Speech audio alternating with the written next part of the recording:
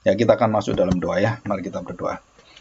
Bapa, kami bersyukur di hadapan-Mu karena berita Injil Kerajaan Allah adalah berita tentang pengampunan. Dan sebelum kami bisa mendapatkan pengampunan, Engkau memberikan kami hati yang bisa melihat kerajaan-Mu, melihat kekudusan Tuhan, dan mengalami satu pertobatan di dalam kelahiran baru kami. Dan inti daripada seluruh ajaran-Mu adalah terletak kepada pengampunan. Bahkan mulai dari awal, anak-Mu yang tunggal Tuhan kami Yesus lahir, jelas dikatakan bahwa Dia juru selamat yang akan menyelamatkan umatnya dari dosa dan membawa pengampunan atas dosa-dosa itu. Dan doa Bapa kami dan seluruh pekerjaan pelayanan Kristus memuliakan Allah di dalam pengampunannya. Dan setiap kali terjadi satu mujizat perbuatan-perbuatan besar, selalu dikatakan bahwa dosamu telah diampuni. Seberapa pentingnyakah pengajaran Theology of Forgiveness ini? Teologi pengharapan dan pengampunan yang sudah kami pelajari. Pada hari ini kami belajar teologi tentang pengampunan Tuhan. Kami percaya bahwa kami sedang masuk dalam satu relasi dengan Tuhan yang kekal melalui hari ini, pengajaran yang sungguh-sungguh merupakan inti berita Injil Kerajaan Allah. Kami bersyukur jika kami bisa belajar, dan pada seri bulan September ini, biarlah kami sungguh-sungguh mendengarkannya dan mau mengubah hidup kami jika tidak sesuai dengan firman Tuhan. Kami buka hati kami, bertahtalah dalam hati kami, dan biarlah Engkau sendiri yang memimpin dan Roh-Mu yang kudus melalui firman Tuhan dan melalui kami, semuanya akan memuliakan Engkau, dan pakailah kami sebagai agen pengampun, agen orang-orang yang dipakai Tuhan untuk menyatakan pengampunan Tuhan. Terima kasih Bapa, di dalam nama Tuhan Yesus kami serahkan doa kami. Amin. Ya, kita akan belajar tentang pengampunan ya. Ada sesuatu hal yang mungkin kita perlu pelajari, Theology of Forgiveness. Jadi ini teologi tentang pengampunan ya. Dan hampir semua tokoh-tokoh Alkitab dan juga di dalam teologi ya, sekolah-sekolah teologi dan semua itu ada, pasti disinggung. Tetapi yang mempelajari secara khusus, nah itu sampai hari ini saya bersyukur jika kita bisa masuk ke kelas Theology of Forgiveness ini, dan kita sudah lewati Theology of Hope ya. Dan itu sangat indah sekali. Dan kita akan masuk ke Theology of Forgiveness. Pengampunan adalah ciri khas inti ajaran Kerajaan Allah, atau inti dan praktek orang Kristen. Karena dari pengampunan inilah Kristus langsung dirasakan dan langsung dialami oleh orang berdosa. Kenapa? Karena kitalah menjadi orang-orang yang akan dipakai Tuhan waktu kita dimusuhi, waktu kita dihujat, waktu kita diejek, dan kita menyatakan satu kasih Tuhan yang dalam.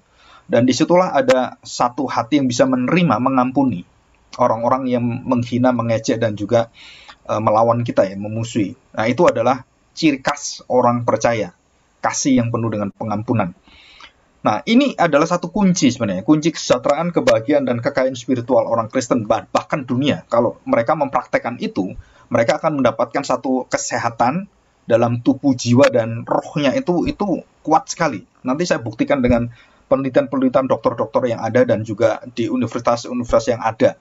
Bahkan ada satu profesor mendirikan Institut Pengampunan, Institute of Forgiveness. Kenapa? Karena orang yang habis berperang, orang yang habis mengalami satu kecelakaan dan pembunuhan, terus kemudian pemerkosaan apa gitu, itu banyak sekali yang hidupnya itu tanpa harapan dan tidak bisa mengampuni bahkan dirinya sendiri.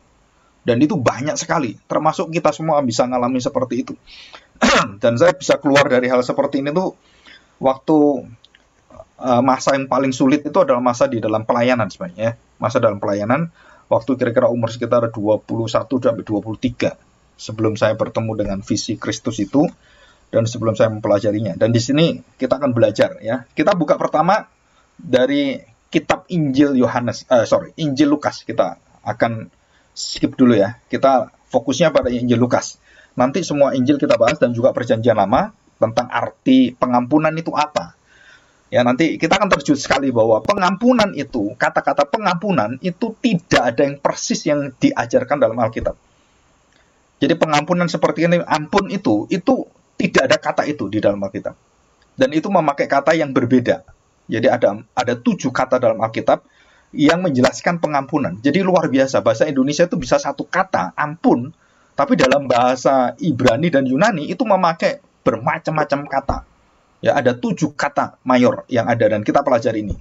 Tapi pengampunan itu sendiri arti yang bahasa aslinya itu nggak ada. Ya, bukan arti pengampunan, dan konteks pengampunan itu seperti kita ngomong ampun itu tidak punya diksi itu, kata itu, pemilihan kata itu, dan itu memakai kata yang berbeda.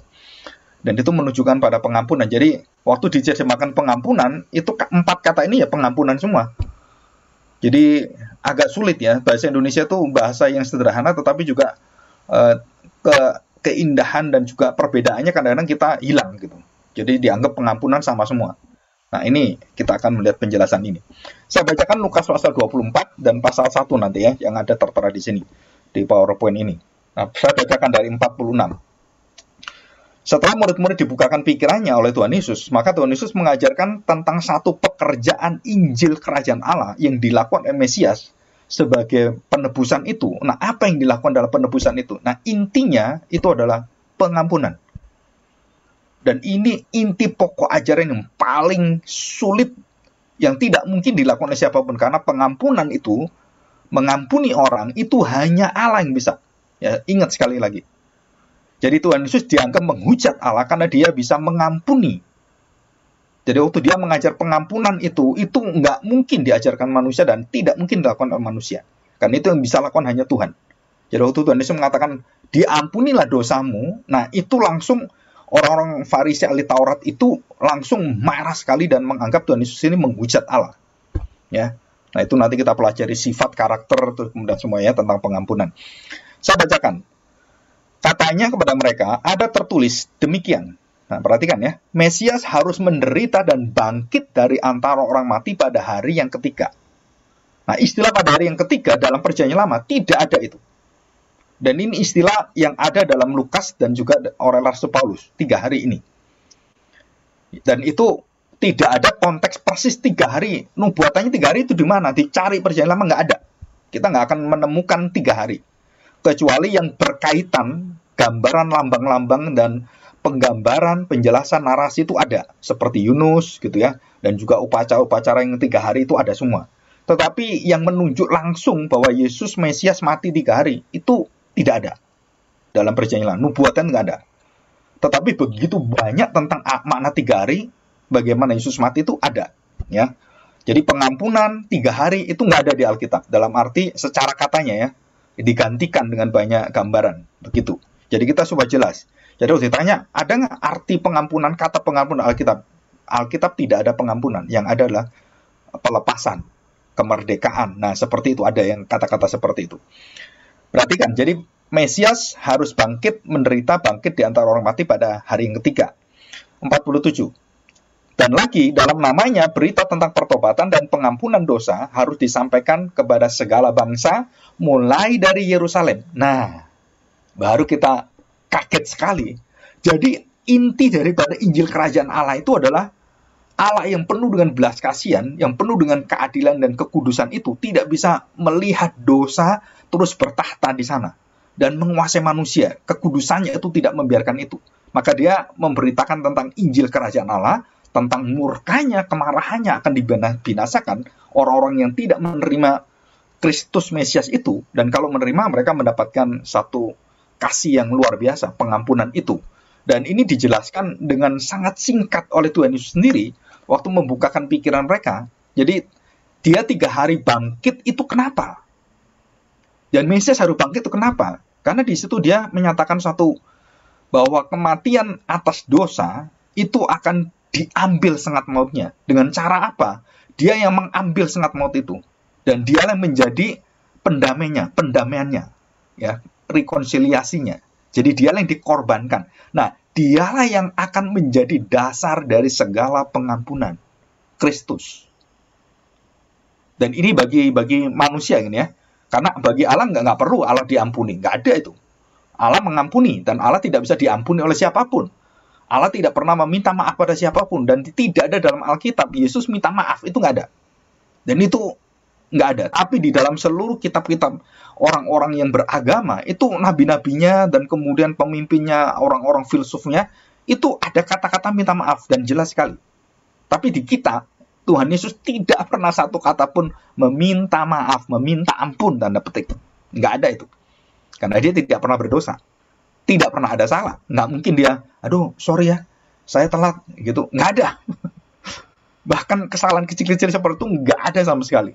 Dan itu finalitas Kristus yang mengagumkan sekali. Karena dia adalah Allah sejati dan manusia yang suci tanpa dosa dan tanpa kesalahan apapun. Jadi Tuhan Yesus atau Tuhan sendiri tidak perlu minta ampun atau meminta maaf. Ya, itu jelas di sini.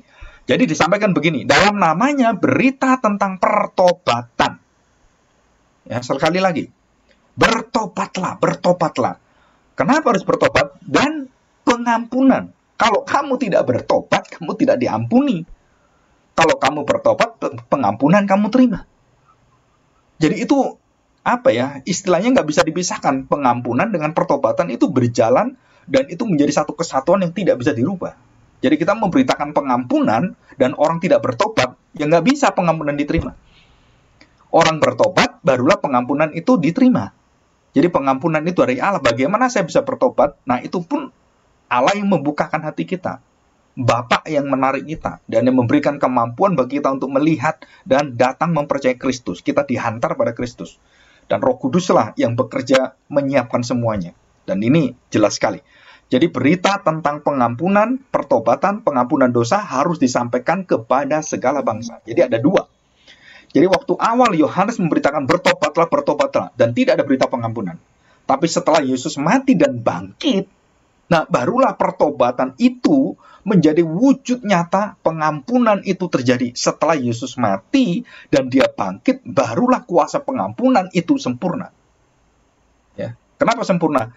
Karena tubuh daripada Kristus itu menerima dosa yang dihempaskan Tuhan, yang dilemparkan Tuhan kepada murkanya kepada anaknya, dan sampai mati anaknya itu menerima hukuman itu. Dan di situ terjadilah lahirlah satu pengampunan. Ini luar biasa sekali. Jadi perkataan Tuhan Yesus pertama di kayu salib adalah pengampunan. Kita juga heran kenapa seperti itu. Karena itu menunjukkan penebusan dosa itu harus diawali dengan pengampunan. Harus ada orang yang bisa mengampuni. Harus ada orang yang bisa dikorbankan. Jadi penebusan dosa dan pengampunan itu satu kesatuan. Nggak bisa berjalan sendiri-sendiri. Jadi jelas sekali di sini dikatakan bahwa pengampunan dosa dan pertobatan itu seiring. Jadi di dalam awal Injil Kerajaan diberitakan oleh Yohanes Pembaptis itu pertobatan dan tidak ada kata pengampunan. Dan yang ada adalah lihatlah anak domba Allah yang mengangkut dosa manusia. Nah, dikatakan di situ. Nah, itu artinya mengampuni, mengangkut, melepaskan. Nah, itu artinya mengampuni. Ada 4 kata nanti dalam Perjanjian Baru dan 3 kata dalam Perjanjian Lama. Nah, ini kita pelajari. Nah, kita sudah tahu jelas ini. Jadi, waktu Tuhan Yesus ditunjukkan anak domba Allah yang mengangkut dosa. Nah, itu artinya pengampunan. Bahasa pengampunan dipakai oleh kita. Dan bergantian gitu ya. Tapi bukan arti ampun yang ada dalam bahasa Ibrani dan kita itu sama. Bukan. Ampun itu diterangkan dengan 4 bahasa Yunani dan 3 bahasa Ibrani. Dan ada bahasa yang lain yang kecil-kecil gitu ya. Yang juga berkaitan erat sekali. Nah, kita perhatikan ini. Jadi pertobatan, kan kemudian pengampunan itu terjadi di dalam kematiannya. Jadi Tuhan Yesus sebelum dia mati, dia mengatakan satu pengampunan kepada mereka. Dan itu akan terjadi setelah dia mati, dia bangkit. Nah, pengampunan itu akhirnya sempurna. Dikerjakan oleh dia. Kenapa sempurna? Karena dia sudah mati menerima maut itu. Menerima konsekuensi, dampak, dan akibat dosa ditimpakan pada dia penderitaan dan sampai dia mati 3 hari 3 malam. Dan barulah pengampunan itu muncul, lahir dengan kekuatan yang bersih, dan anak domba Allah sekarang menjadi singa Yehuda. Itu artinya pengampunan. Jadi kalau kita lihat film di Narnia, itu yang bisa mengampuni itu adalah singa Yehuda. Kita datang seperti anak domba, kita melihat itu pengorbanan Kristus, kita datang. Dan kita mau menderita bagi dia. Nah, setelah kita mengikuti langkah Kristus, kita akhirnya bangkit dan kita mampu. Setelah kita mengampuni dosa kita, menerima pengampunan, kita mampu baru melakukan apa benar dan mengampuni orang. Dan itu jelas sekali. Ya. Oke, kita lanjutkan 48. Kamu adalah saksi dari semuanya ini. Jadi, berita kita, hidup kita, intinya itu cuma 2. Pertobatan dan pengampunan. theology of repentance dan theology of forgiveness. Dan jelas sekali ya, theology of forgiveness. Dan ini nggak bisa ditolak oleh siapapun. Dan inilah ciri khas orang percaya, orang Kristen. Apa? Pengampunan. Dan kita tidak boleh menyimpan iri hati, dendam, dan kesakitan yang dalam jiwa kita. Itu harus dilepaskan. Arti dari pengampunan itu adalah pembebasan, pelepasan. Ya, kita akan belajar bersama-sama. Dan 49, dan aku akan mengirim kepadamu apa yang dijanjikan Bapakku. Tetapi kamu harus tinggal di dalam kota ini sampai kamu diperlengkapi dengan kekuasaan dari tempat tinggi. Bayangkan, dua berita ini, pertobatan dan pengampunan, harus disertai dengan satu kuasa. Dan kita nggak mungkin melakukan dengan kuasa kita. Apa kuasa itu? Kuasa Roh Kudus. Jadi seseorang yang dipenuhi Roh Kudus adalah seseorang yang bisa bertobat dan dia bisa mengampuni.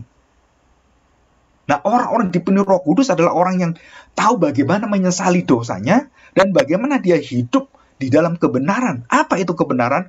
Kamu bisa menerima orang berdosa seperti kamu diterima oleh Tuhan dalam dosamu. Dan itu arti dasar pengampunan. Pertobatan kita dasar pengampunan kita. Jadi kalau kita nggak bisa mengampuni orang, nggak bisa mengampuni diri kita, maka kita nggak mungkin bisa mengerti bahwa pertobatan kita itu pertobatan yang benar. Perubahan hidup yang benar. Atau dalam bahasa aslinya itu metanoia. New, noia, itu artinya baru. Meta artinya melebihi daripada apa hidup kita ini. Jadi metafisika, lebih daripada yang kita lihat fisiknya. Dan kita melebihi daripada apa yang dilihat orang kita hidup seperti Kristus hidup. Dan itu dasar daripada kekuatan hidup orang percaya. Maka saya berikan bahwa untuk minggu depan itu judulnya adalah kunci kesejahteraan, kebahagiaan, dan kekayaan spiritual orang Kristen. Itu pengampunan. Kalau kita tidak memiliki ini, kita nggak akan bisa masuk surga. Perhatikan ya, kalau kita tidak bertobat, plus langsung berkaitan dengan pengampunan, kita nggak akan bisa masuk surga. Jadi orang pendendam, iri hati, dengki, itu tidak akan masuk kerajaan Allah. Ini saya sudah jelaskan kebaktian minggu. Ya, tidak mungkin masuk kerajaan Allah.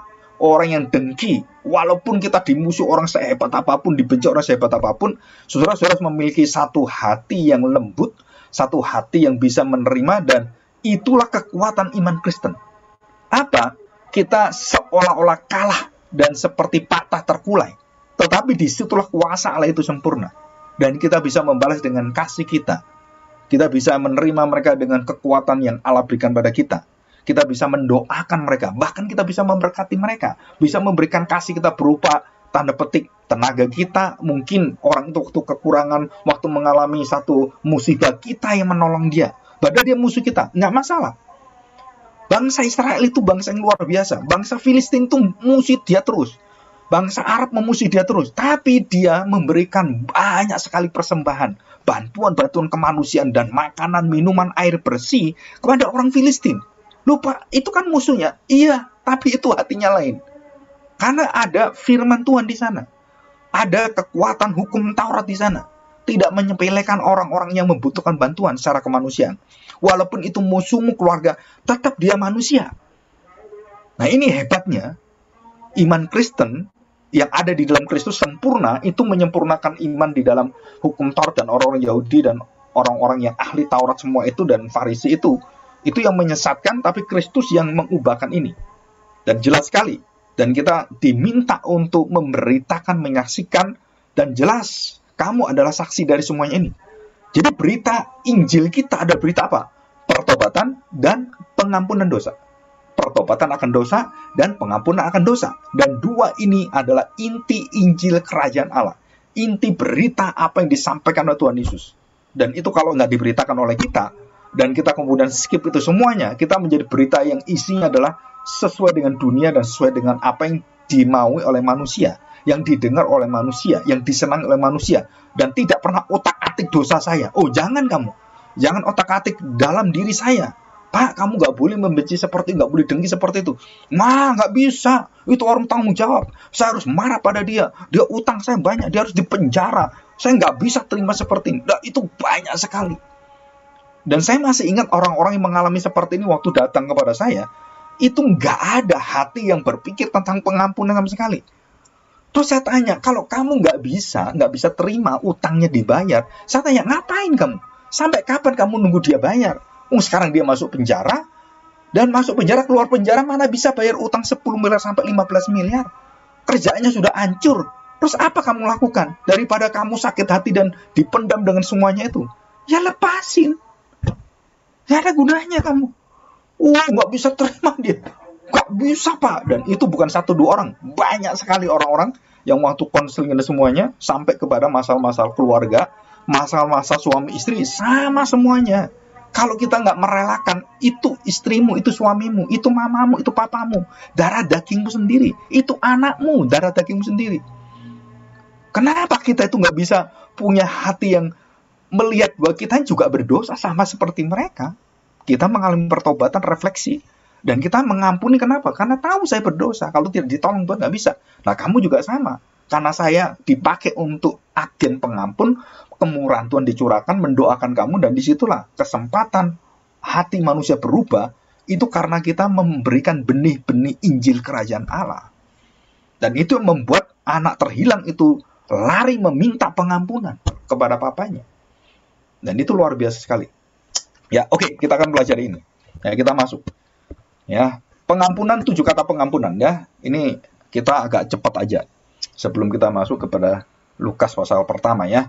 Pengampunan dalam Perjanjian Lama ada 3. Nah, yang disebut sebagai kiper. Kiper itu penjaga ya.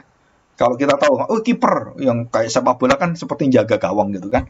Nah, ini artinya adalah kiper itu menutupi, cover up. Nah, seringkali disalahgunakan bahwa manusia itu mengcover, menutupi dosa, supaya tidak bertanggung jawab, supaya nutupi dosa anaknya, bahkan sampai dengan menipu. Jadi begini, daripada saya malu orang tuanya, anak saya begini, ya udah, diampuni aja, artinya ditutupi aja kelemahannya. Jadi artinya bahwa dosanya ditutupi itu arti negatif, supaya tidak malu dan lain-lain. Tapi Perjanjian Lama, itu yang hanya menutupi, mengcover, itu hanya Tuhan. Jadi kiper ini, only God using. Jadi hanya Allah yang gunakan ini.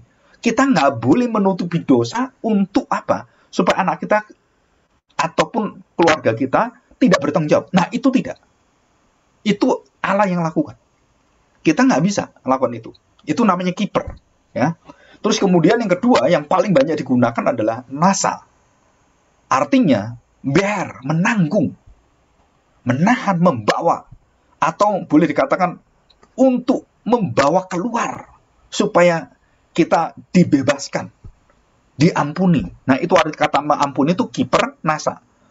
Nah, ini perhatikan saudara, nasa ini digunakan Allah dan manusia.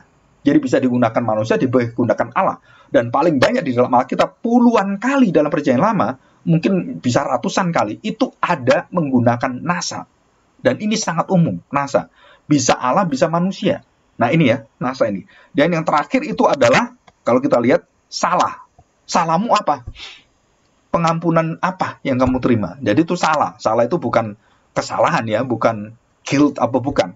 Tapi ini adalah yang mengatakan, aduh saya salah. Nah, saya nggak tahu apakah itu adalah bahasa Ibrani yang dijadikan bahasa Indonesia. Maaf ya, saya salah. Jadi salah itu artinya apa? Maafkan saya. Maafkan salah saya. Maafkan maaf saya. Salah itu maaf. Jadi maaf yang artinya apa? Bahwa itu pun digunakan hanya untuk Allah. Yang bisa menggunakan kiper dan salah itu hanya bahasa Allah. Jadi kalau kita nggak bisa memaafkan orang, karena manusia nggak bisa memaafkan orang, nggak bisa mengampuni orang.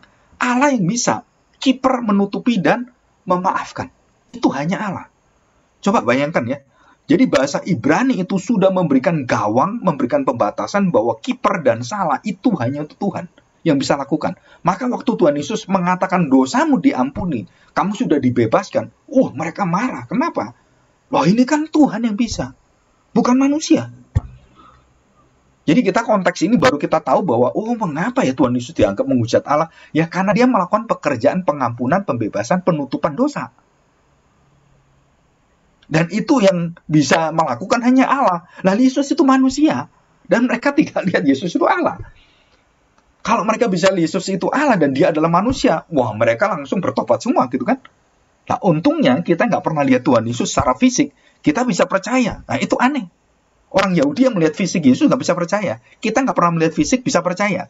Maka dikatakan bahwa kita ini adalah orang-orang yang berbahagialah. Nah, itulah kunci bahagia kita. Bisa ngerti ini ya? Jadi itu luar biasa sekali.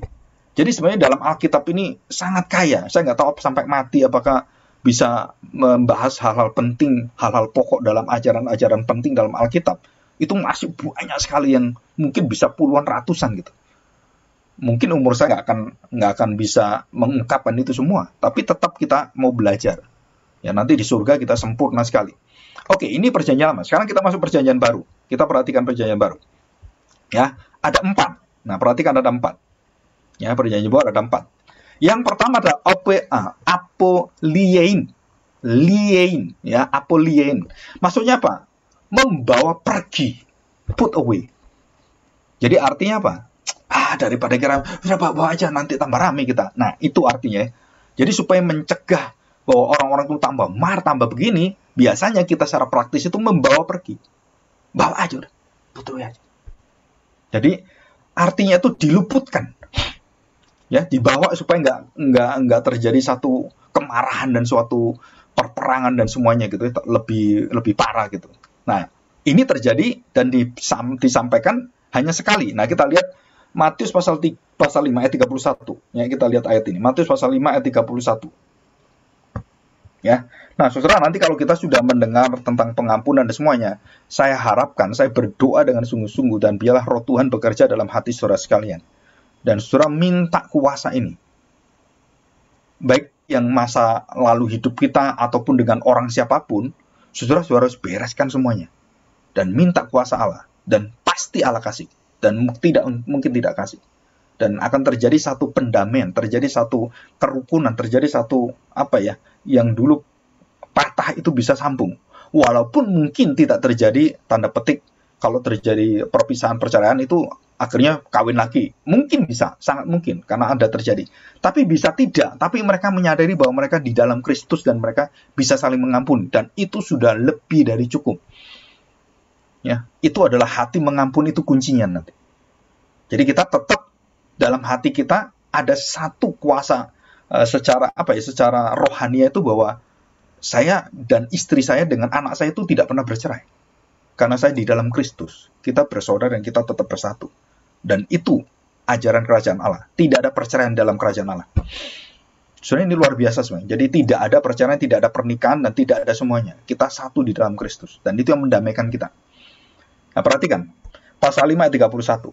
Telah difirmankan juga, siapa yang menceraikan istrinya harus memberi surat cerai kepadanya.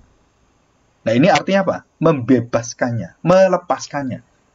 Jadi, melepaskannya. Bukan berarti itu dia merasakan satu kebencian, bukan. Ini bukan berkaitan dengan dosa kebencian atau apa konteksnya ini. Tetapi ini karena kasih yang begitu besar, akhirnya diizinkan Allah. Karena begitu menolaknya kamu, sampai akhirnya Allah itu mengizinkan, tanda petik, perceraian.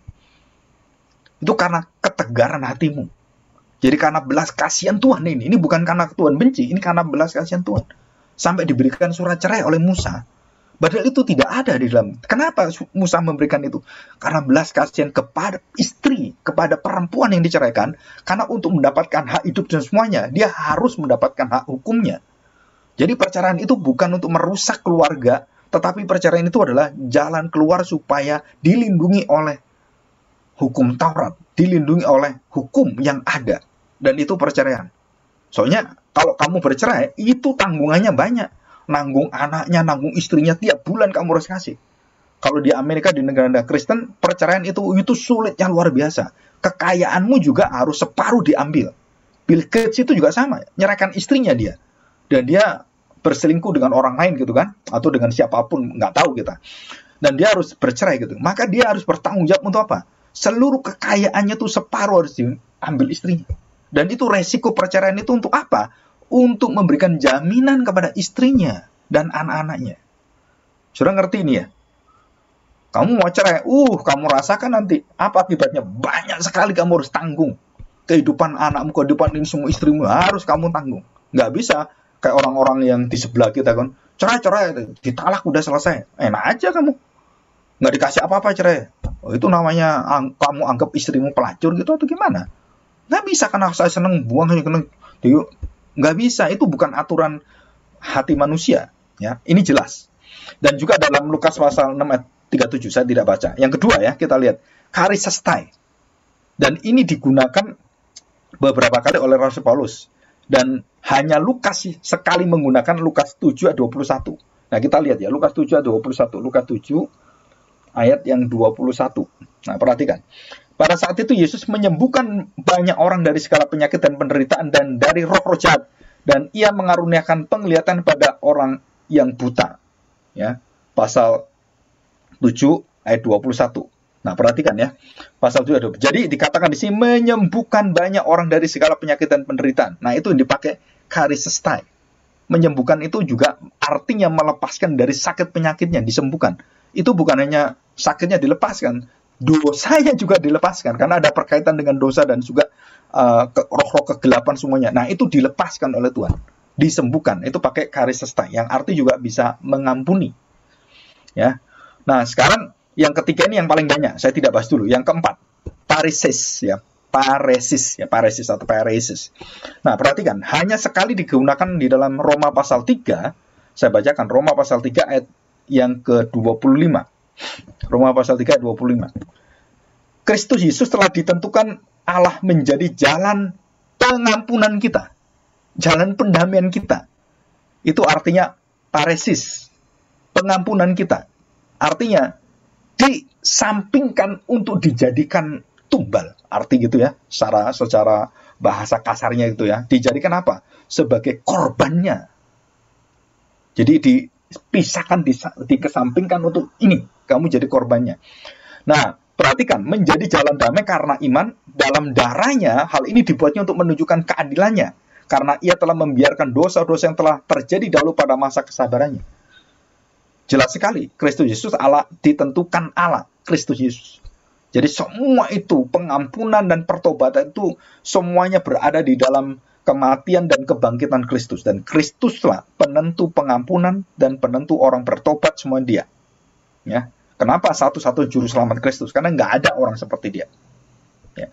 Jadi katakan paresis. Paresis itu atau satu kali dalam Roma pasal 2:32, yang artinya diabaikanlah anaknya. Bukan dalam arti negatif ya, tapi dalam arti positif. Jadi direlakan anaknya, diberikannya anaknya, dilepaskannya anaknya. Nah, seperti itu. Seolah-olah anaknya itu sudah bukan anaknya lagi. Nah, kamu harus mau menanggung ini. Nah, itu paresis ya. Nah, ini digunakan hanya sekali, apolein juga satu kali, dan juga charistai nggak terlalu banyak. Yang paling banyak digunakan itu kata charistai itu oleh Paulus dalam 2 Korintus dan semuanya yang saya tuliskan ya. Saya tidak bahas. Nah, sekarang kita bahas yang terakhir adalah aphesis. Apa artinya? Ini paling banyak dibuat sebagai kata benda lebih dari kira-kira 13-14 kali, dan diterjemahkan pengampunan dari untuk kata kerja itu puluhan kali, 40 kali lebih. Jadi pengampunan, pelepasan, dan juga artinya bisa bukan diusir ya, tapi dilepaskan gitu. Jadi dibebaskan gitu. Kita masih ingat ada korban kambing yang juga dilepaskan ke belantara, ke hutan. Dilepaskan. Arti dosamu itu tidak diingat lagi. Dosamu itu dibuang. Jadi dilepaskan, dihempaskan ke sana. Jadi dibuang jauh-jauh. Kan ada lagunya kan. Jadi dilempar ke dalam tubir laut. Nah, kayak gitu kan. Dilemparkan ke sana. Dosa itu. Nah, itu kata aphesis. Paling banyak digunakan adalah aphesis. Dan itu bisa untuk manusia, bisa untuk Tuhan. Ini bisa digunakan dua-duanya. Dan ini sama dengan yang ada tadi, yang di dalam bahasa Ibrani adalah nasa. Nasa dan aphesis itu setara, selevel, dan sejajar, penggunaannya sama. Ya. Nah, kita akan lihat ini. Nah, di dalam Lukas pasal 1 ayat yang 77 ya, 77. Kita lihat ini. Perhatikan, sama beritanya ya. Injil Kerajaan Allah. Perhatikan baik-baik. Untuk memberikan kepada umatnya pengertian, pengetahuan kekal kerajaan Allah. Pengertian akan keselamatan yang berdasarkan pengampunan dosa-dosa mereka oleh apa? Rahmat dan belas kasihan dari Allah. Jadi inti daripada Allah melihat manusia berdosa itu tidak bisa memakai penghakiman, tidak bisa memakai hal-hal yang berkaitan dengan menilai manusia. Manusia sudah mati, nggak bisa dinilai. Yang ada apa? Cuman satu dalam diri Allah yang bisa menerima manusia. Itu apa? Belas kasihan. Dan bagaimana Allah memberikan belas kasihan? Allah memberikan pengampunannya. Allah akan membebaskan kita dari ikatan dosa. Allah akan melepaskan kita, akan membuang dosa kita, akan membersihkan kita. Itu istilah pengudusan. Dan akan melepaskan semua dosa-dosa supaya tidak terikat pada kita. Dan kita harus ditebus. Dan kita harus masuk di dalam dibenarkan oleh Tuhan. Nah, nanti kita masuk Theology of Justification. Nah, tahu itu nanti kapan ya. Nah, kita bersama-sama belajar ini. Nah, saya bacakan selanjutnya. Coba kita lihat. Ya. Ayat yang 78. Oleh rahmat dan belas kasihan dari Allah, dengan mana ia akan melawat umatnya, surya pagi dari tempat yang tinggi, untuk menyinari mereka yang diam dalam kegelapan, dan dalam naungan maut, untuk mengarahkan kaki kita kepada jalan damai sejahtera. Jadi pengampunan itu menuju kemana? Peace with God. Berdamai dengan Tuhan. Dan kita merasakan satu kenyamanan, satu sukacita, satu damai, ketenangan yang luar biasa sekali. Jadi orang-orang yang menerima pengampunan Tuhan dan mampu mengampuni orang-orang yang mendongkol dalam hatinya, itu akan timbul satu kedamaian yang luar biasa. Satu apa ya, kalau sama kenyamanan, satu kenikmatan sebenarnya kalau saya ngomong. John Piper mengatakan itu hedonisme sebenarnya. Jadi kenikmatan yang kita ketagihan terus. Jadi kalau ada masalah, kita ingin mendamaikan. Ada masalah, kita ingin mereka saling mengampuni.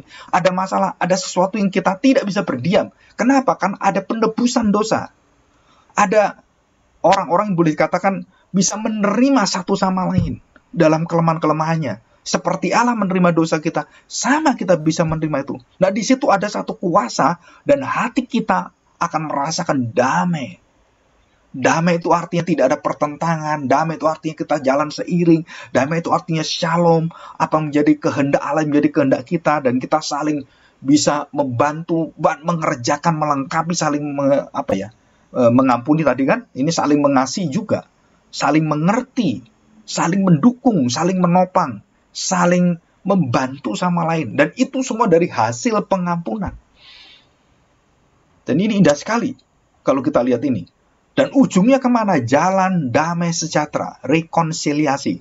Tanpa pengampunan, dan pengampunan tanpa pertobatan, tidak akan membawa pendamaian. Tidak ada jalan damai tanpa pengampunan. Dan orang tidak bisa diampuni kalau tidak ada pertobatan. Orang tidak akan bisa bertobat kalau tidak ada perubahan hidup kelahiran baru yang dikerjakan Roh Kudus. Dan ini urutannya begitu jelas, satu persatu. Dan jelas sekali dinubuatkan di sini. Ini kepada siapa? Kepada anaknya yang akan memberitakan tahun rahmat Tuhan ini. Anak daripada Zakaria kan, yang memberitakan bahwa Yohanes Pembaptis akan memberitakan pengampunan dosa kepada orang-orang. Supaya apa? Melihat anak domba Allah yang mengangkut dosa manusia. Dan itulah pengampunan. Jadi pertobatan ditutup dengan apa? Pengampunan. Kamu datang pada dia, bukan pada saya. Kepada Kristus, Yesus, Mesias itu. Dan ini satu kesatuan. Dan berita ini merupakan inti hidup orang percaya. Jadi kalau saya berdoa ya, saya tanya, saudara, kalau kita berdoa, kalau tidak ada kedamaian, dan yang dasarnya ada pengampunan, saudara nggak bisa berdoa diterima Tuhan loh. Sekali lagi ya, kenapa orang perjamuan kudus itu tidak boleh ambil perjamuan kudus kalau belum damai? Itu menunjukkan bahwa kamu belum diampuni. Kamu harus tahu bahwa kamu harus mengampuni orang seperti kamu diampuni Tuhan. Dan jika tidak ada itu, kamu tidak diperbolehkan mengambil perjamuan. Karena dosa menguasai engkau, dan kamu harus bisa mengalahkan itu, karena kamu diberi kuasa untuk mengalahkan itu. Dan setelah selesai, wah itu sukacitanya luar biasa sekali. Bahkan kalau kita sering kali mendengar, orang yang bertengkar itu bisa menjadi teman yang paling dekat. Dan saya pernah merasakan itu. Hubungan-hubungan yang dulunya itu berantem luar biasa, sampai akhirnya saling percaya dengan tanda petik, tanpa alasan. Dan kita percaya penuh. Dan kita, kalau ada sesuatu yang berkaitan dengan hal-hal yang bersifat untuk menjatuhkan orang-orang yang bersama dengan kita, yang sudah saling mengampuni itu nggak bisa. Kenapa? Karena kita tahu, ya memang dia lemah, kamu harus bantu. Ya dia memang kuat dan kita harus melihat bahwa dia bisa menolong kita. Dan di situ itu ada satu keseimbangan yang luar biasa sekali. Ya, titik keseimbangan disebut sebagai itu sebenarnya damai juga, ya. Jadi damai itu artinya tidak keberatan kiri, nggak keberatan ke kanan. Dari semua saling satu sama lain. Jadi saling itu keseimbangan, saling mengasihi, saling mengampuni, saling menerima, saling itu menunjukkan apa? Posisi kita itu sederajat sama. Nggak boleh ada yang ya kamu terus minta ampun terus, ya saya capek dong. Sampai berapa kali? Nah, nggak bisa. Kenapa? Karena harus sama. Sama dengan hatinya Tuhan, sama dengan kehendak Tuhan. Dan kalau kita sama, maka orang yang diampuni ini akan merasakan kasih yang sama, dan di situ terjadi satu titik kedamaian, satu jalan damai yang sangat indah. Dan ini sangat luar biasa sekali. Ya. Nah, kita lihat di dalam Lukas pasal 23. Coba kita lihat ya. Ayat 46. Lukas 23 ayat 46. Perhatikan baik-baik. Ya, perhatikan baik-baik. Ya, ini perkataan Tuhan Yesus ya. Lalu Yesus berseru ya, dengan suara nyaring, "Ya Bapa, ke dalam tanganmu kuserahkan nyawaku." Artinya apa? Bahwa dia menjadi pengampunnya. Jadi kamu sekarang nggak marah lagi kepada orang-orang yang mendapatkan pengampunan saya. Orang-orang yang percaya kepada saya, itu nggak bisa kamu hukum lagi. Karena kamu sudah hukum saya. Jadi saudara pernah melihat hubungan Onesimus dengan Filemon? Yang ditanggung oleh Paulus. Paulus mengatakan apa? Tanggungkan semua hutangnya pada saya. Itu artinya apa? Dia berfungsi sebagai Kristus. Jadi kalau ada apa-apa, aku yang nanggung. Kamu harus percaya pada saya. Nah, di situ akhirnya Onesimus dengan Filemon menjadi saudara seiman dan terjadi jalan damai. Dan mereka bisa saling menerima dalam segala kelemahan dan juga dosa-dosa masa lalu. Bagaimana Filemon itu melihat Onesimus kurang ajar, merampok uangnya dia, bawa lari uang dia. Nah, itu tidak terjadi lagi dan mereka bisa saling percaya. Kenapa? Karena Kristus sudah menerima itu. Dan kita pasti berpusat pada pengampunan Kristus. Kalau keluar, kita pasti hancur, nggak mungkin. Bahkan hubungan apapun, ya. Dan dikatakan di sini ayat 47, ketika kepala pasukan melihat apa yang terjadi, ia memuliakan Allah, katanya, sungguh orang ini adalah orang benar. Nah, waktu kita melihat apa yang dikerjakan Kristus sebagai pengampunan, sebagai dasar adalah kehidupan nyawa dia, orang ini mengatakan, ini orang benar. Memberikan nyawanya bagi orang berdosa. Dia orang benar satu-satunya. Orang tanpa dosa yang didosakan, dijadikan dosa. Nah, itu kalimat itu ya, keluar ya. Nah, sekarang kita lihat perkataan dari Tuhan Yesus itu ya. Coba kita lihat di dalam ayat 34. Ya, 34. Yesus berkata, "Ya Bapa, ampunilah mereka, sebab mereka tidak tahu apa yang mereka perbuat." Dan mereka membuang undi untuk membagi pakaiannya. Sebenarnya ini lebih dalam lagi membuang undi pakaiannya itu ya. Itu menunjukkan apa? Bahwa mereka itu tidak bisa menerima pengampunan. Dengan membuang undi itu, mereka melepaskan pengampunan dan mereka kemudian meroyokkan bajunya itu dan dibagilah oleh mereka. Itu menunjukkan apa? Itu menunjukkan satu yang sikap yang tidak bisa menerima pengampunan. Tapi Tuhan tetap memberikan pengampunan itu pada mereka.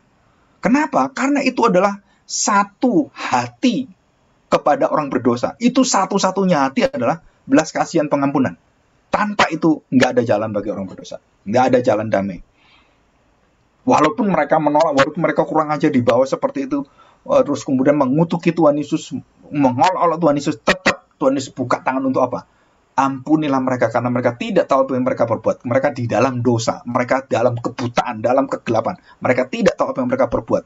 Dan termasuk waktu Tuhan Yesus menyatakan pengampunan, dia juga mengampuni penyangkalan daripada Petrus, keraguan daripada Thomas, dan semua dosa yang ada di bawah semuanya. Itu di-cover oleh Tuhan. Dengan darahnya, itu bumi dan seluruh manusia di-cover oleh dia. Bukan universalisme. Tetapi orang-orang yang datang kepada dia akan mendapatkan cover, mendapatkan pelukan Tuhan, mendapatkan kedamaian dari darahnya, dan dikatakan, ya Bapa, ampunilah mereka. Jadi di sini kita melihat pengampunan Kristus, kasih Allah itu bagi seluruh dunia. Dan bagi mereka yang betul-betul percaya, barulah pengampunan itu terwujud. Jadi baru bisa bermanfaat, efektif setelah mereka dibuka oleh Bapa. Yang tidak, pengampunan itu akhirnya menjadi satu kekuatan untuk apa? Karena kamu menolak pengampunan, aku tidak akan mengampuni kamu. Jadi ya Bapa ampunilah itu menunjukkan apa? Satu sisi bahwa manusia semua diberikan kesempatan pengampunan. Yang tidak menerima, nah itu artinya apa? Tidak akan diampuni selama-lamanya. Karena tidak ada pengampunan yang lain kecuali pengampunan saya. Kamu nggak menerima pengampunan saya, maka kamu tidak bisa diampuni. Maksudnya begini, saudara. Jadi kalau Tuhan mengatakan kalau dia mengampuni kamu, artinya Tuhan mengampuni itu adalah mengampuni secara sempurna. Nah, kalau yang sempurna pengampunan tidak kamu terima, nggak ada pengampunan sempurna lagi. Kamu tinggal kebinasaan. Dan itu arti berkaitan dan menghujat Roh Kudus. Murtad dan durhaka itu sama. Itu semua sama. Seiring sederajat dengan hal seperti ini. Dan itu mengerikan sekali. Kalau sampai kita nggak bisa menerima dan mengampuni, itu menunjukkan bahwa kelahiran baru kita, keimanan kita Kristen, itu betul-betul diragukan. Karena tidak mungkin orang Kristen tidak bisa mengampuni.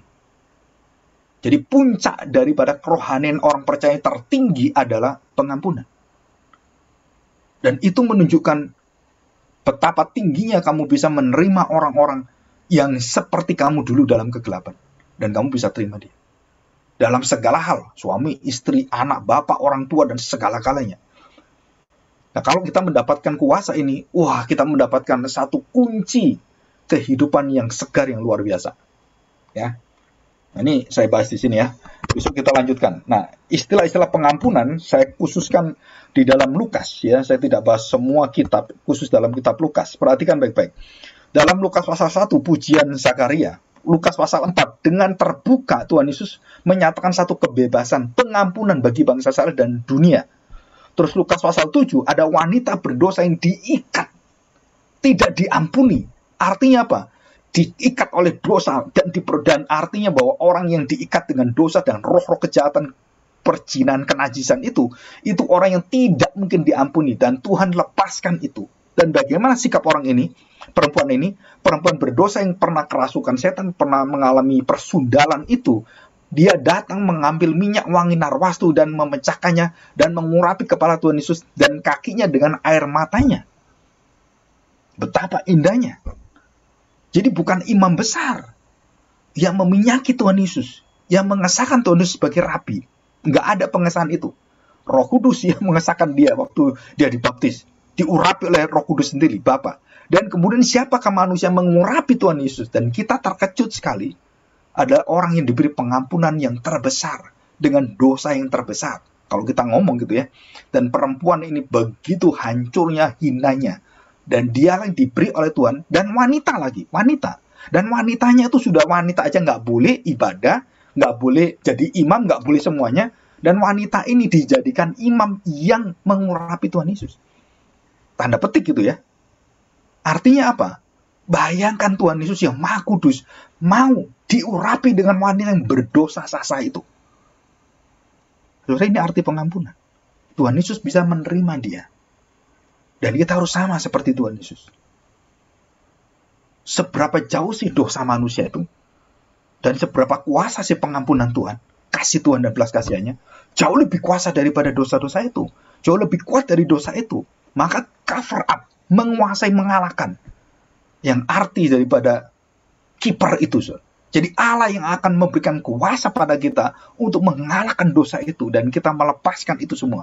Dan bukan hanya kita, orang-orang yang bersama dengan kita, anak-anak kita, keluarga kita, mampu memiliki itu. Karena itu adalah jati diri orang Kristen. Yang tertinggi adalah kuasanya. Bukan mencari uang, bukan melepaskan orang daripada kerasukan setan, bukan. Pengampunan. Ini rahasia yang luar biasa dalam firman Tuhan. Kenapa terjadi perang, kenapa terjadi perceraian, kenapa? Itu semua karena satu, pengampunan. Karena mereka tidak bisa berdamai. Mereka mau gontok-gontokan, mau yang kuat siapa, yang hebat siapa. Nggak bisa, saudara akan hancur semuanya. Patah jadi arang, saudara. Nggak ada gunanya. Kita berperang itu nggak ada gunanya. Sama sekali nggak ada gunanya. Negara sebaik apapun kalau sudah perang itu sama-sama hancurnya. Dan masa depannya suram semuanya. contoh yang paling kita bisa lihat ada Jepang, bertobat dia, dan dia tidak akan mau berperang lagi. Kenapa? Menghancurkan seluruh tatanan hidupnya dia.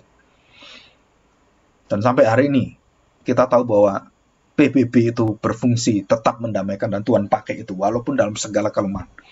Dan ini wanita berdosa. Dan kita akan lihat orang yang memberikan persembahan adalah orang yang memberikan dengan seluruh kelemahan-kelemahan dan dia lepaskan kepemilikannya dan satu-satunya milik dia yang paling berharga.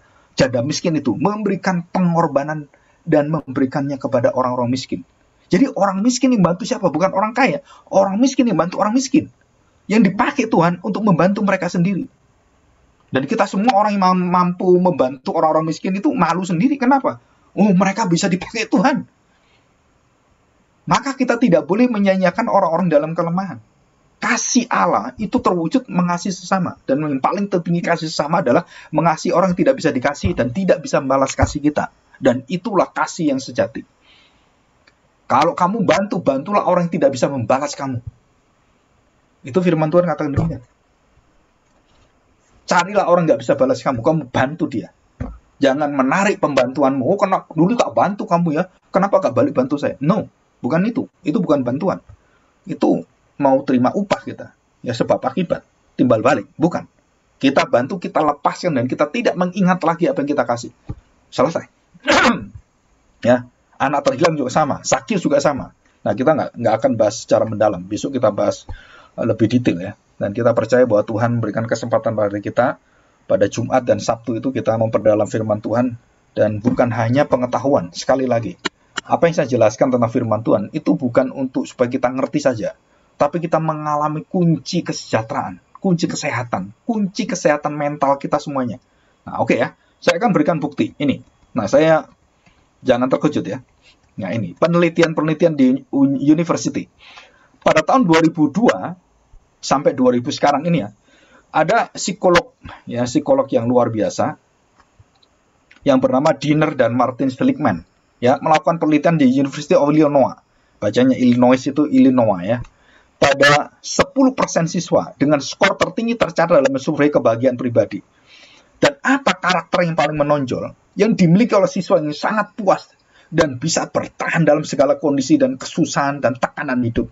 Sudah tahu, gaya hidup yang positif yaitu mereka memiliki kekuatan ikatan sesama temannya itu. Mereka bisa saling mengampuni bersama-sama. Saling mengerti satu sama lain. Dalam iman Kristen mereka. Di tahun 2000 ada penelitian sekali lagi. Ya, bagaimana kedua sifat hubungan teman dan keluarga pada usia berapa supaya orang itu satu sama lain bisa hubungan yang sangat kuat dan erat sekali itu. Itu semua berkaitan dengan apa? Dengan pengampunan. Ya. Oke. 2001 Charlotte Van Oyen atau Whitfield ya, meminta orang-orang memikirkan seorang yang telah menyakiti, menganiaya atau menyinggung mereka. Nah, perhatikan ini ya. Dan itu diteliti dan kemudian dikasih kabel-kabel. Terus disuruh ingat, kamu orang paling nyakiti hatimu siapa? Peristiwa apa yang paling sulit kamu? Dan itu semuanya akhirnya orang-orang yang tidak bisa mengampuni karena kesakitan hati, karena dianiaya atau persinggungan, perselisihan, itu adalah orang-orang yang memiliki reaksi seperti ini. Tekanan darah, detak jantung, ketegangan otot, ya. Oke, ketegangan otot, reaksi wajah, terus kelenjar keringat itu tiba-tiba nggak stabil semua. Jadi di dalam darahnya itu jadi satu gejolak yang luar biasa. Nah, bayangkan kalau hati kita panas seperti itu atau dalam kedalaman keputusasaan dan semuanya, dan tidak ada kita bisa menerima hal seperti ini, apa yang terjadi? Nah, saudara perhatikan, kita akan mendapatkan sakit penyakit yang sangat banyak sekali. Dan ini diteliti, ini bukan main-main ya. Ini ada penelitian berpuluh-puluh tahun oleh profesor-profesor psikologi dan semuanya. Dan berkaitan dengan apa? Dengan hati yang bisa menerima, hati yang mengampuni. Jadi orang-orang membawa kebencian itu membuat stres. Dan orang-orang yang memiliki pengampunan itu cepat mengalami stres, pembebasan stres itu lebih cepat dan lebih kuat lagi. Dan ini penelitian dalam hal apapun. Jadi refleksi diri penyangkalan diri, dan kemudian melihat pada Tuhan dan semuanya, itu membuat satu kekuatan yang luar biasa dan menolong orang dan menopang orang. Sampai kemudian penyakit-penyakit yang berat-berat itu muncul, itu karena dari hati yang rusak. Nah, saudara, kita selalu berpikir bahwa fisik nggak ada kaitan dengan psikis, nggak ada kaitan dengan mental, nggak ada kaitan dengan roh. Padahal jelas ada berkaitan. Kan ini penelitian. Termasuk ada penelitian satu nggak saya masukkan. Wajah kita itu menunjukkan kondisi wajah yang damai atau wajah penuh pengampunan. Saudara tahu ini. Jadi kalau wajahnya nggak membawa satu sukacita, nggak membawa satu kemenangan, itu kelihatan sekali. Kenapa kelihatan? Waduh, ini wajah yang sudah muram seperti ini kan, nggak ada sukacita, nggak ada, kok bisa ya seperti ini. Nah, itu bisa nampak ekspresinya keluar, walaupun nggak semua seperti itu. Tetapi dari raut-raut wajah kita ini semua ada peristiwa-peristiwa dalam setiap kerutan wajah kita ini ada tekanan-tekanan hidup. Tetapi kalau kita penuh sukacita, wajah kita tuh terangkat ke atas. Pujian itu terangkat ke atas. Kalau sedih itu ke bawah terus. Murung terbawa terus. Orang nggak bisa ngampun itu lihat diri terus. Dan wajahnya tuh turun semua. Nggak ada sukacita, nggak ada cerahnya. Jadi nggak ada gemilangnya, nggak ada minyaknya. Dikatakan dalam Mazmur itu adalah minyaklah rambutmu. Artinya apa? Bahwa kamu sudah merasakan sukacita, kegemilangan dari Tuhan, kemenangan dari Tuhan. Nah, saudara, ini pengertian-pengertian yang banyak sekali dan penelitian-penelitian yang sangat banyak tentang hal-hal seperti ini, psikis dan semuanya. Ini saya pelajari waktu saya kuliah di STTRI waktu dengan Pak Yakub Sadra dan juga Pak Paul Gunadi. Jadi itu waktu dibahas satu kelas khusus, orang-orang yang sulit mengampuni itu berdampak luar biasa dalam hidupnya dia. Dan itu akan membawa rezeki-rezeki itu tertutup semua. Kenapa? Karena kita kalau suka marah, mana ada orang minta kita suruh bantu, suruh bekerja gitu, itu sulit sekali. Tapi kalau kita bisa menyatakan, bisa mendewasakan orang, bersikap dengan baik, dan bisa gampang untuk mengampuni orang, gampang untuk mengarahkan orang, wah, itu orang pasti mencari kita. Dan nama kita pasti dicari di mana-mana. Jadi saya percaya bahwa contoh kalau ada hamba Tuhan yang keluar dari satu tempat pelayanan, kalau dia berkarakter Kristus, itu pasti banyak yang mau. Nggak mungkin nggak ada yang mau. Begitu kamu keluar, itu langsung dia ada yang menghubungi. Wah, Pak Agung sekarang kosong. Sekarang bagaimana? Itu ditelepon. Dari Amerika, dari mana, itu pada telepon semua. Dan itu kalau kita tahu bahwa karakter kita bukan karakter yang tanda petik yang dalam kegelapan, maka kita tahu bahwa orang-orang itu akan melihat kita semuanya. Dan jangan pernah kita berharap pada kekuatan pengampunan manusia. Kita harus melihat pengampunan Tuhan yang memampukan kita. Ya, pengampunan manusia itu ada batasnya, tapi Tuhan nggak ada batasnya. Jadi kalau kita memakai hati Tuhan, maka pengampunan kita adalah pengampunan yang akan berjalan dengan luar biasa. Ya, oke, saya pikir cukup sekian kita hari ini, dan kita besok akan melanjutkan lagi ya, dan lebih dalam lagi dan lebih luas lagi. Dan kita melihat dengan contoh-contoh yang lebih real gitu ya, dan kita akan mengalami satu kemenangan di dalam pengampunan. Itu kunci kesehatan jiwa kita, kunci dari ketenangan hidup kita, dan kita bisa menikmati sesuatu karena apa? Kita menerima keseimbangan, kesejahteraan dari Tuhan, shalom dari Tuhan, yang mendasari dari seluruh yang ada dalam hidup Kristus, yang sudah menerima kita, mengampuni kita, dan bahkan menggantikan kita. Dan itu kekuatan yang luar biasa. Ya, oke. Jadi kita ingat ya, kita ingat masa, dan kita ingat dengan aphesis. Ya, kita ingat dua kata itu, bahwa mengcover dan kemudian Allah yang memampukan kita, yang membuang dan menutupi semuanya dan membebaskan kita, dan dia sendirilah yang akan menjalankan semuanya. Jadi kita bisa mengampuni itu karena Kristuslah yang memberikan pengampunannya. Jadi kalau saya, ini contoh ya, Kristus memberikan pengampunan pada saya, wah, kita bersyukur, terus kita memberikan pengampunan kita pada orang itu. Apakah pengampunan saya itulah yang memampukan orang lain? Jawabannya tidak. Jadi begini ya, transfer Kristus pengampunannya saya terima. Waduh, puji Tuhan, saya bisa mengampuni kamu. Nah, kita bukan mentransfer pengampunan kita mentransfer pengampunan Kristus kepada dia. Jadi dia menerima bukan pengampunan saya, menerima pengampunan Kristus yang langsung ke dia. Kabarnya melalui saya.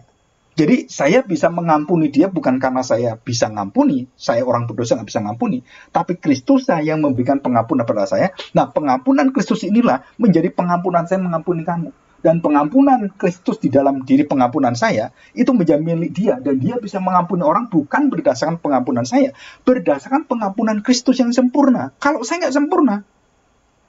Nah, saudara, ini penting sekali karena itu pakai kata-katanya jelas sekali. Kita menjadi middle, kita hanya menjadi yang lewat. Pengampunan Kristus yang terus kita bawa, bukan pengampunan kita.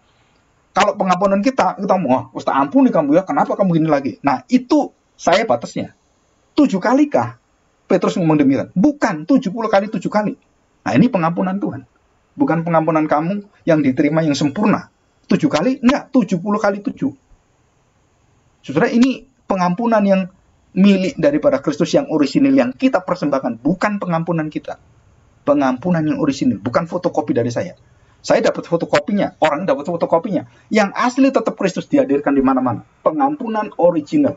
Original forgiveness is only source from Christ. Jadi sumbernya hanya di dalam Kristus, nggak ada yang lain. Dan kita bersyukur, kita bisa mengerti ini. Jadi setiap kali kita bisa mengampuni, jangan bangga. Kenapa? Karena kamu secara manusia berdosa, tidak akan bisa mengampuni dalam dagingmu.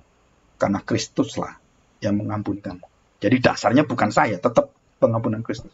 Ya, oke, kita bersyukur. Kita masuk dalam doa. Ya, kita berdoa ya.